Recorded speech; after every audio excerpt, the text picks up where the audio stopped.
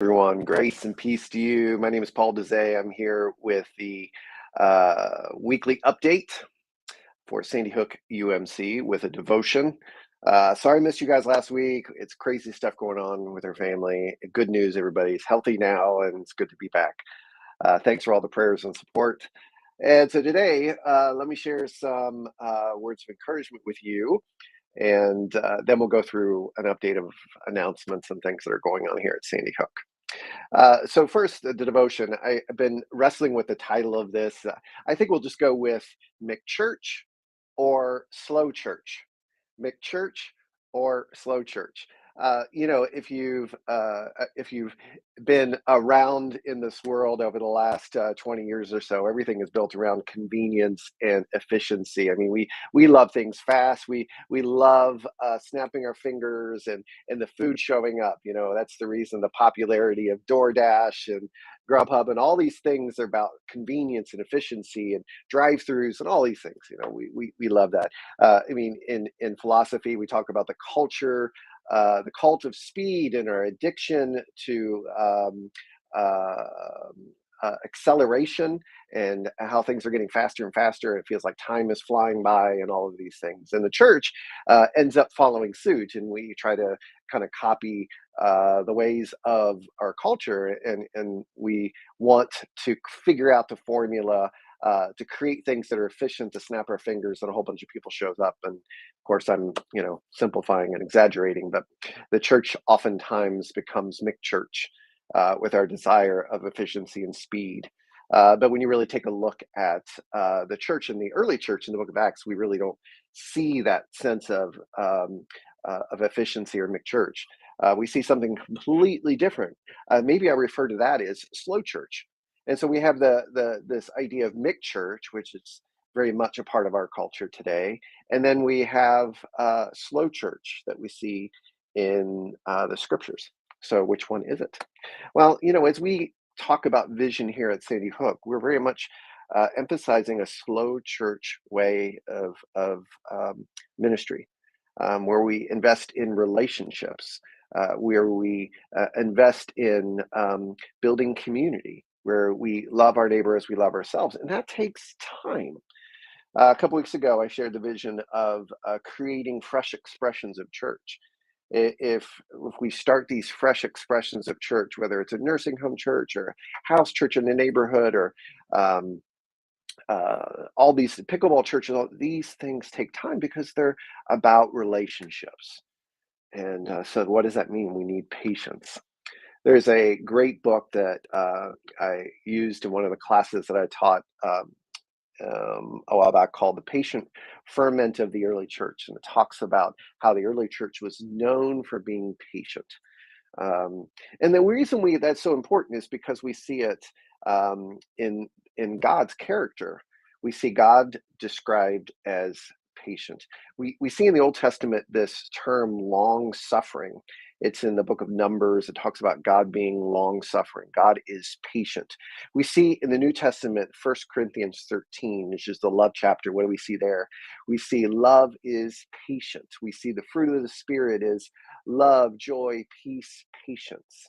But that word means more than patient. It means long suffering, willing to suffer with, willing to have compassion, willing to invest in relationships. And so the church, the really heart of the church, is one that is very slow in the way that it grows. Now, we see Pentecost and we see 3,000 people growing into the church in one day. And we love that. But really, when you take a look at the first few hundred years of the church, it was a very slow, at times grueling way of doing church. I had a consultant tell me years ago that it takes 7 years before the church begins to change its culture when a new pastor comes in. I find that interesting and very frustrating. We want to snap our fingers and everything changes, and the culture of our family and the culture of our communities and the culture of our church changes. But the reality of it is it's very slow. And the Bible uses these metaphors of seeds and plants. Of Growth is slow. And yes, a mustard seed can explode in growth, and we see that. But the reality of it is relationships take time. Be patient because our God is patient. Long suffer because our God is one who is patient with us and with our world. Aren't you thankful? So be patient. If you're like me and you get impatient at times, hey, we're gonna go through this together, and it's gonna take some time. So I'm with you. Some announcements today for Sadie Hook. Um, this coming Saturday is a dine and donate for our youth group. This time it's at Panera. And so if you go to Panera this coming Saturday, and you mentioned Sadie Hook UMC, there's a coupon and it's in the newsletter. The youth group will get 20% of your order. So that's pretty cool for their summer trip. And then Saturday evening, we have a movie night. It's the movie Bad Guys, which is by DreamWorks. It's an animated film. I've not seen it, but I hear great things. So check that out. That's this Saturday at around 8:30. We have Vacation Bible School coming up. And if you would love to serve, please see Melissa.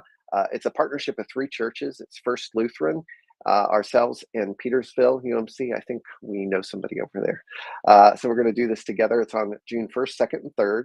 Thursday night, Friday night, and Saturday afternoon. We're going to be in different locations, and it's going to be a great time to partner together to love on our city, right? Registration link is in the newsletter, so please check that out. Prayer, praise, and pickleball is back starting on Wednesday, May 31st, and so you'll hear more and more about that.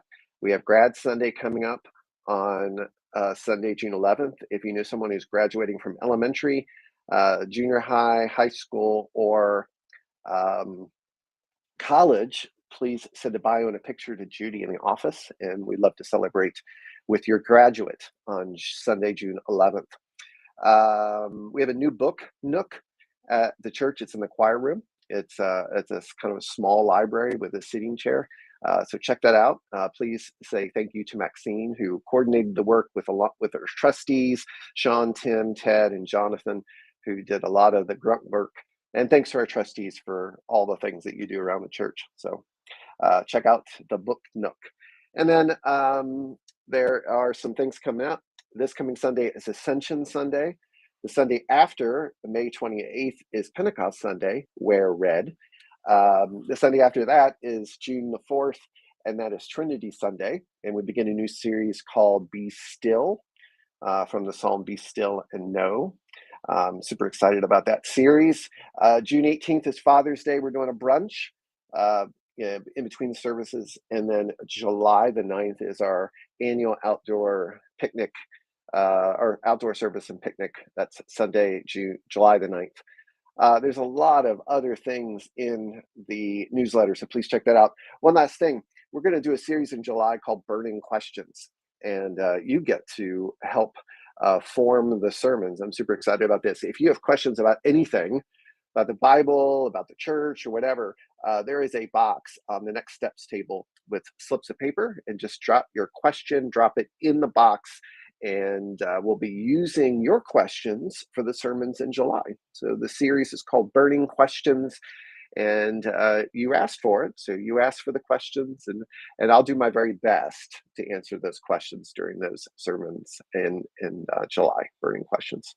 All right, a lot more stuff in the newsletter. Hey, be patient. Slow church, remember, not big church. Love you guys. Grace and peace to you. Take care.